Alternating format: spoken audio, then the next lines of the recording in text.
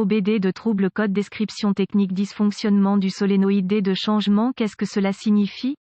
Il s'agit d'un code de diagnostic de panne (DTC) générique et s'applique généralement aux véhicules OBD2 équipés d'une transmission automatique. Cela peut inclure, mais sans s'y limiter, les véhicules de Chrysler, Ford, Dodge, Hyundai, Kia, Ram, Lexus, Toyota, Mazda, Honda, VW, etc. Bien que génériques, les étapes de réparation exactes peuvent varier selon l'année, la marque, le modèle et configuration du groupe motopropulseur. La plupart des transmissions automatiques intègrent un certain nombre de solénoïdes de changement de vitesse, selon le nombre de vitesses à l'intérieur. Les codes de panne liés à cela, le solénoïde Esperluette Cote, D Esperluette Cote, sont les codes P0765, P0766, P0767, P0768 et P0769 en fonction du dysfonctionnement spécifique qui alerte le PCM pour définir le code et allumer le témoin check engine. Si vous avez un témoin overdrive ou autre témoin de transmission, il peut également être allumé. Le circuit du solénoïde de changement de vitesse a pour but que le PCM surveille les solénoïdes de changement de vitesse pour gérer le mouvement du fluide entre les divers circuits hydrauliques et changer le rapport de transmission au moment approprié. Ce processus maximise le niveau de performance du moteur au régime le plus bas possible. La transmission automatique s'appuie sur des bandes et des embrayages pour changer de vitesse et cela est accompli en ayant la pression du fluide au bon endroit au bon moment. Les solénoïdes de transmission sont chargés d'ouvrir ou de fermer les soupapes dans le corps de soupape pour permettre au fluide de transmission de s'écouler vers les embrayages et les bandes pour déplacer la transmission en douceur lorsque le moteur accélère. Lorsque le module de commande du groupe motopropulseur PCM détecte un dysfonctionnement dans le circuit de changement de solénoïde de changement de vitesse D, une variété de codes peuvent être déclenchés en fonction du véhicule spécifique, de la transmission et du nombre de vitesses incorporées dans la transmission automatique spécifique. Dans ce cas, le code de panne P0765OBD2 est associé à un dysfonctionnement général du circuit du solénoïde de changement de vitesse de transmission D. Exemple de solénoïde de décalage. Quelle est la gravité de ce DTC?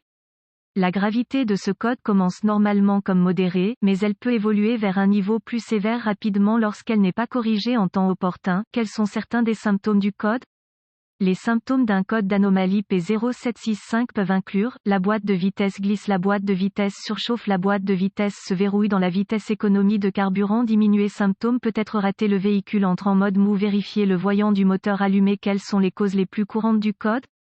Les causes de ce code de transmission P0765 peuvent inclure, niveau de liquide insuffisant, liquide sale ou contaminé, filtre de transmission sale ou obstrué, corps de soupape de transmission défectueux, passages hydrauliques restreints, la transmission a une défaillance interne, solénoïde de changement de vitesse défectueux, connecteur corrodé ou endommagé, connecteur défectueux ou endommagé, PCM défectueux. Quels sont certains dépannages P0765 pas? Avant de commencer le processus de dépannage pour tout dysfonctionnement, vous devez rechercher les bulletins de service technique (BST) pour le véhicule spécifique par année, modèle et transmission. Dans certaines circonstances, cela peut vous faire gagner beaucoup de temps à long terme en vous pointant dans la bonne direction. Vous devriez également vérifier les enregistrements du véhicule pour vérifier la dernière fois que le filtre et le liquide ont été changés si possible. Inspection du fluide et du câblage. La première étape consiste à s'assurer que le niveau de fluide est correct et à inspecter l'état du fluide pour détecter toute contamination. Ensuite, une inspection visuelle approfondie pour vérifier le câblage associé pour des défauts évidents tels que le grattage, le frottement, les fils nus ou les points de brûlure doit être effectué. Ensuite, vérifier les connecteurs et les connexions pour la sécurité, la corrosion et les broches endommagées. Ce processus doit inclure tout le câblage et les connecteurs des solénoïdes de transmission, de la pompe de transmission et du PCM. Sur la base de la configuration, la liaison de transmission doit être inspectée pour les problèmes de sécurité et de liaison. Étapes avancées. Les étapes avancées deviennent très spécifiques au véhicule et nécessitent un équipement avancé approprié pour fonctionner avec précision.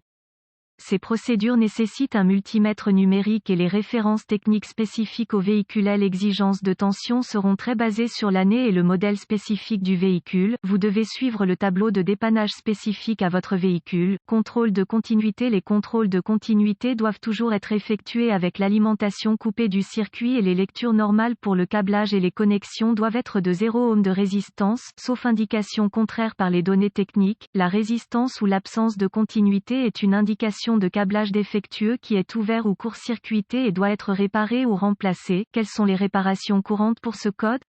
Remplacement du liquide et du filtre réparé ou remplacer un solénoïde de changement de vitesse défectueux réparé ou remplacer le corps de soupape de transmission défectueux réparé ou remplacer la transmission défectueuse transmission affleurante pour nettoyer les passages nettoyer la corrosion des connecteurs réparés ou remplacer le câblage clignotant ou remplacer PCM. Espérons que les informations contenues dans cet article ont été utiles de vous orienter dans la bonne direction pour corriger le problème avec votre code d'erreur de circuit de solénoïde de décalage. Cet article est strictement informatif et les données techniques et les bulletins de service spécifiques à votre véhicule doivent toujours être prioritaires.